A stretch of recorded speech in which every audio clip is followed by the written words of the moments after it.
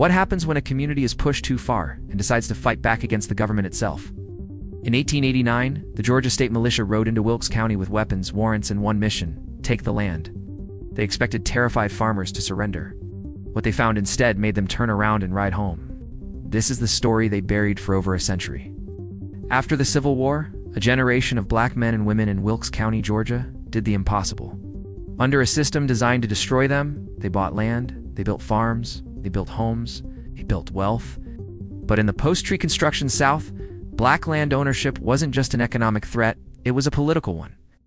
White landowners and county officials had one goal: get that land back by any means necessary. And when legal pressure, economic intimidation, and fraudulent liens failed, they called in the state. The Georgia State Militia arrived in Wilkes County, armed and organized, operating under the authority of the state government. Their objective was clear: enforce disputed land claims, remove the farmers, and make an example that would keep other black landowners across Georgia in line. This wasn't a mob, this was official government force, sanctioned, armed, and certain of victory. But these farmers had been watching, they had been preparing, because they understood something their oppressors never counted on: a man defending his own land fights differently than a soldier following orders. The Wilkes County farmers didn't flee, they fortified, positioned across their homesteads, armed and unified.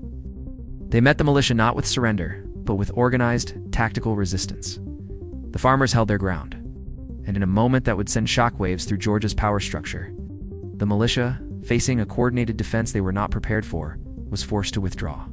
No land was seized, no farmer was removed. The state of Georgia had sent its forces to crush a community, and that community sent them home. What followed the militia's withdrawal is just as revealing as the stand itself. State officials worked swiftly, not to regroup, but to suppress the story, because they understood the danger of what had just happened.